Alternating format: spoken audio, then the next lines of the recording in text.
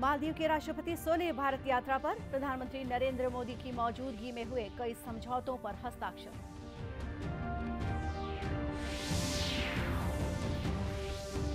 प्रदेश की 28 तहसीलों में औसत से कम बारिश, मुख्यमंत्री ने प्रभावित क्षेत्रों में फसलों की स्थिति का नजरी आकलन करने के दिए निर्देश।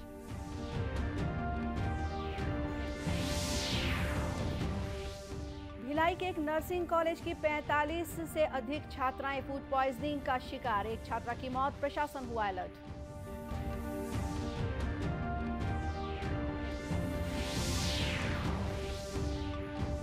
और राष्ट्रव्यापी कोविड टीकाकरण अभियान के तहत देश में अब तक 204 करोड़ 60 लाख से अधिक टीके लगाए जा चुके हैं।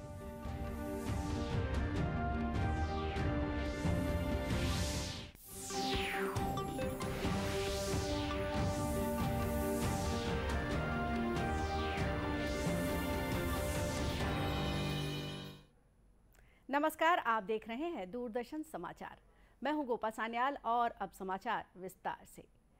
प्रधानमंत्री नरेंद्र मोदी और मालदीव के राष्ट्रपति इब्राहिम मोहम्मद सोलिह के बीच आज नई दिल्ली में एक महत्वपूर्ण बैठक हुई। इसके बाद कई समझौतों पर हस्ताक्षर किए गए। बैठक के बाद एक संयुक्त प्रेस वार्ता में प्रधानमंत्री नरेंद्र मोदी ने दोहराया कि भारत मालदीव की हर संभव मदद करेगा।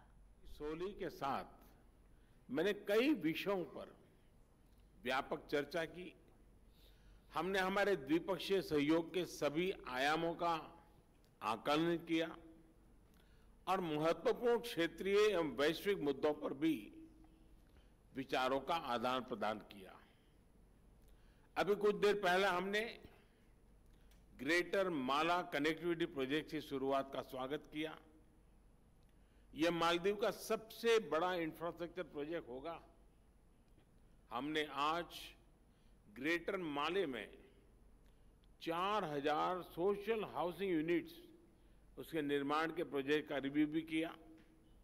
मुझे ये घोषणा करते हुए प्रसन्नता है कि हम इसके अतिरिक्त 2000 सोशल हाउसिंग यूनिट्स के लिए भी फाइनेंशियल सपोर्ट देंगे। हमने $100 मिलियन की अतिरिक्त लाइन ऑफ क्रेडिट देने का निर्णय भी किया है ताकि सभी प्रोजेक्ट्स समयबद्ध तरीके से पूरे हो सके। श्री सोलेह 4 दिन के भारत दौरे पर कल नई दिल्ली पहुंचे। राष्ट्रपति श्री सोलेह आज शाम राष्ट्रपति द्रौपदी मुर्मू से भी मुलाकात करेंगे। मालदीव हिंद महासागर क्षेत्र में भारत का प्रमुख पड़ोसी देश है और भारत की पड़ोस प्रथम नीति में उसका विशेष स्थान है। हाल के वर्षों में आपसी सहयोग के सभी क्षेत्रों में दोनों देशों की साझेदारी में तीव्र विकास हुआ है।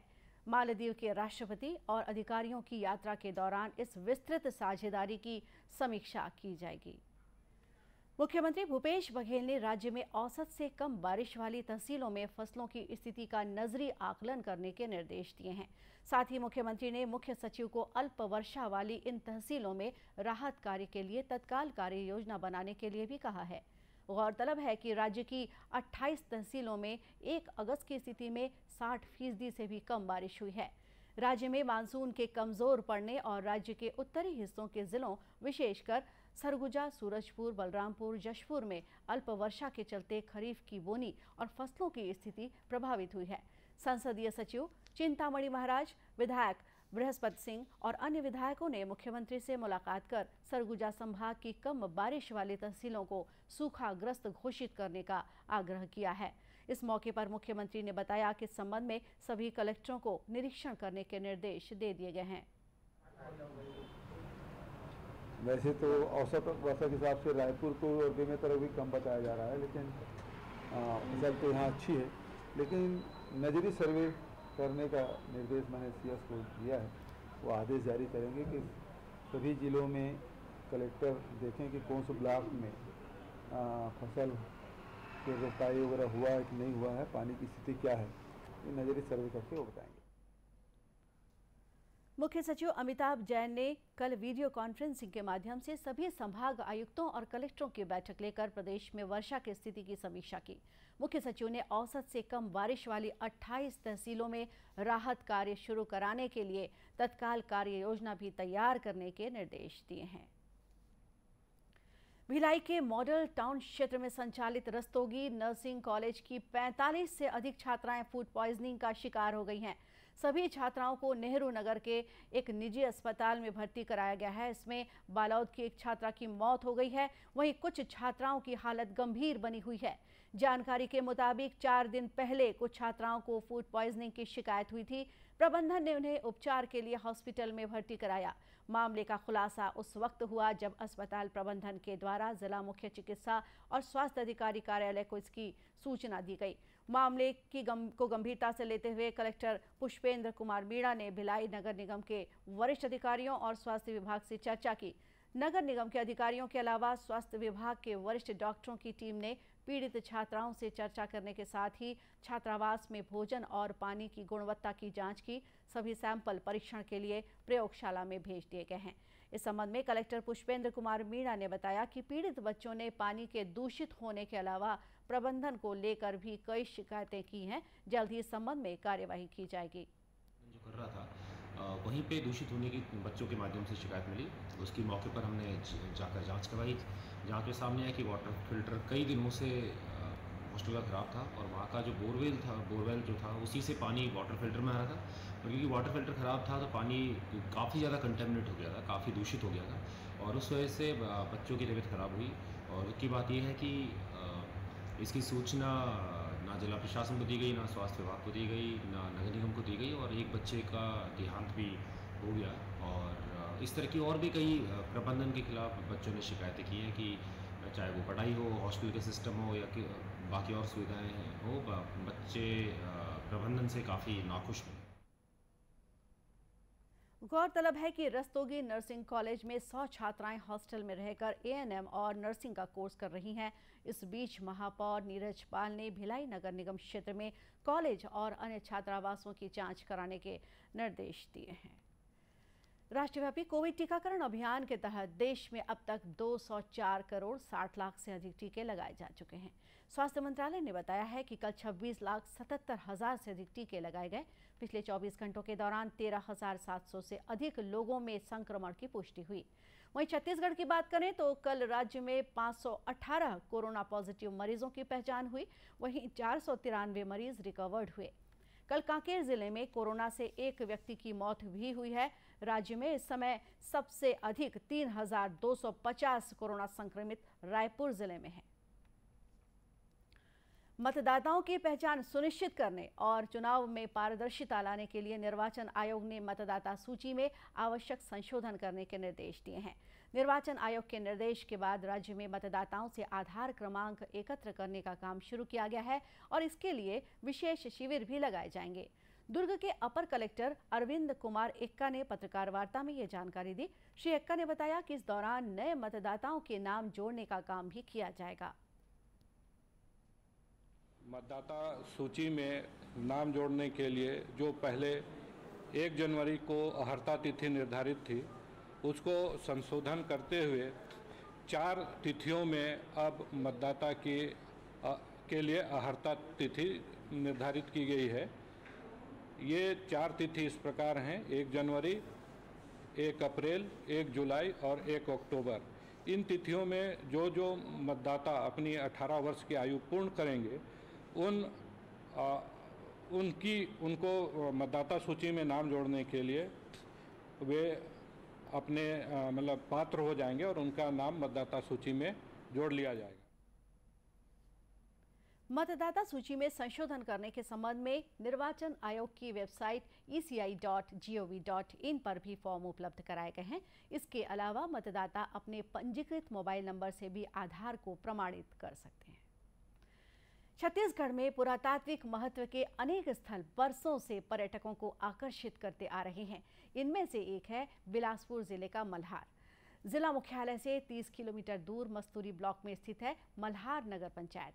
यह स्थान मुख्य रूप से माता डिंडेश्वरी देवी के मंदिर और पुरातात्विक धरोहर पातालेश्वर महादेव मंदिर के अलावा खुदाई में मिले विभिन्न देवी देवताओं की प्रतिमाओं के अवशेष के लिए जाना जाता है। मल्हार विकास मंच के अध्यक्ष संजीव पांडे ने बताया कि यहाँ सन 1935 में खुदाई के दौरान अनेक प्राचीन मूर्तियां भी मिली। उन्होंने बताया कि पातालेश्वर महादेव के मंदिर का निर्माण कलचुरी शासक राजा जाज्वल्य देव ने 12वीं-13वीं शताब्दी में कराया था।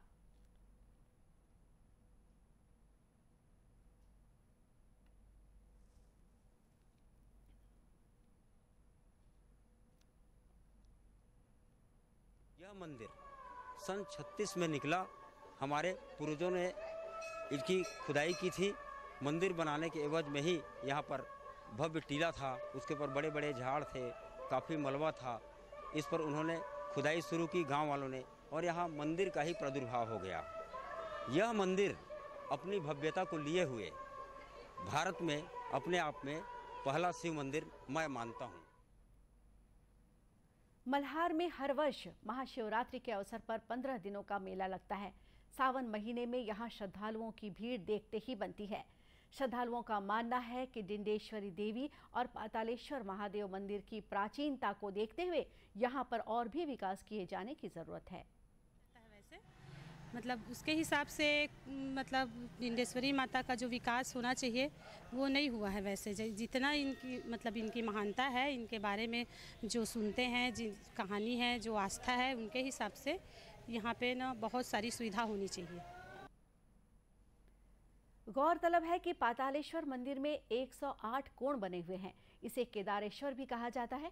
मान्यता है कि यहाँ पर भगवान शिव को चढ़ाया जाने वाला जल सीधे पाताल लोक तक पहुंचता है। राष्ट्रमंडल खेलों के चौथे दिन भारत ने 3 पदक जीते। जूडो में महिलाओं की 48 किलोग्राम भार वर्ग में सुशीला देवी ने रजत पदक अपने नाम किया। वहीं पुरुषों के 60 किलोग्राम वजन वर्ग में विजय कुमार यादव ने कांस्य पदक जीता।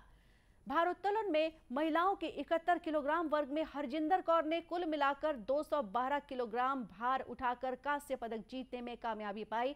हरजिंदर ने इस उपलब्धि को खास बताया। बैडमिंटन के मिक्स्ड टीम इवेंट में भारत ने सिंगापुर को हराकर फाइनल में जगह बनाकर पदक पक्का कर लिया है। फाइनल में आज भारत का मुकाबला मलेशिया से होगा। टेबल टेनिस में पुरुष टीम स्पर्धा में भारत ने नाइजीरिया को पराजित कर खिताबी मुकाबले में जगह बनाकर पदक सुनिश्चित कर लिया है। स्वर्ण पदक के लिए भारत का सामना सिंगापुर से होगा। लॉन बॉल में महिला टीम ने फाइनल में जगह बनाकर इतिहास रच दिया है। पुरुष हॉकी में भारत और इंग्लैंड के बीच मुकाबला 4-4 गोल से ड्रॉ रहा। स्क्वैश में सौरभ घोषाल पुरुष सिंगल सेमीफाइनल में पहुंच गए हैं, जबकि जोशना चिनप्पा को क्वार्टर फाइनल में हार का सामना करना पड़ा है। मुक्केबाजी में मोहम्मद हसमुद्दीन और अमित पंगल अपने अपने भार वर्ग के क्वार्टर फाइनल में पहुंच गए हैं। तैराकी में श्रीहरि नटराज फाइनल में 5वें स्थान पर रहे। जिम्नास्टिक में प्रणति नायक 5वें स्थान पर रही। पदक तालिका में ऑस्ट्रेलिया पहले, इंग्लैंड दूसरे और न्यूजीलैंड तीसरे स्थान पर है। भारत 3 स्वर्ण, 3 रजत और 3 कांस्य सहित 9 पदक लेकर 6ठे स्थान पर है। दर्शकों, आजादी के लिए भारत का शानदार संघर्ष आधुनिक विश्व के महानतम संघर्षों में से एक है। दूरदर्शन समाचार इतिहास की धारा बदलने वालों की झलक रोजाना आपके लिए लेकर आ रहा है। आज हम स्वतंत्रता सेनानी पिंगली वेंकैया तथा स्वतंत्रता सेनानी मेहल सिंह और सुगुत सिंह को याद कर रहे हैं।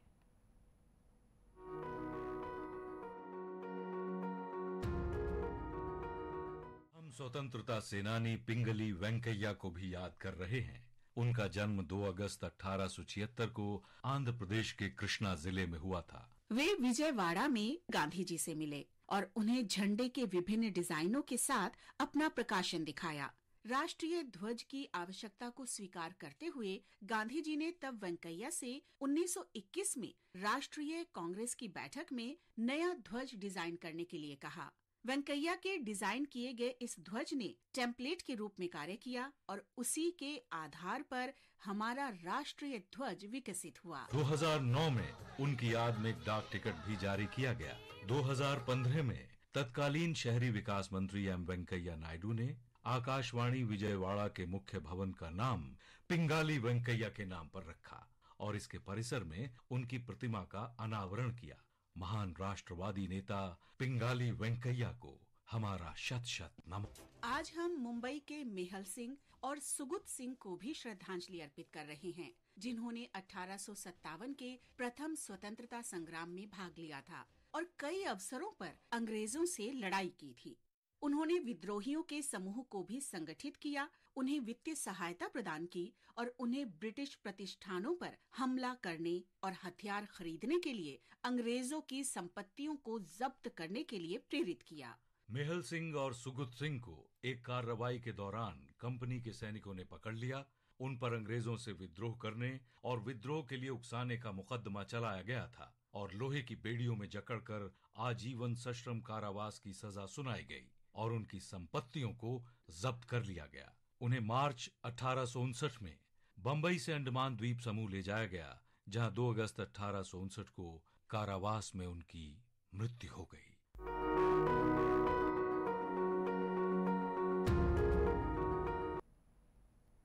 और इसी के साथ ये समाचार बुलेटिन यहीं समाप्त हुआ। नमस्कार।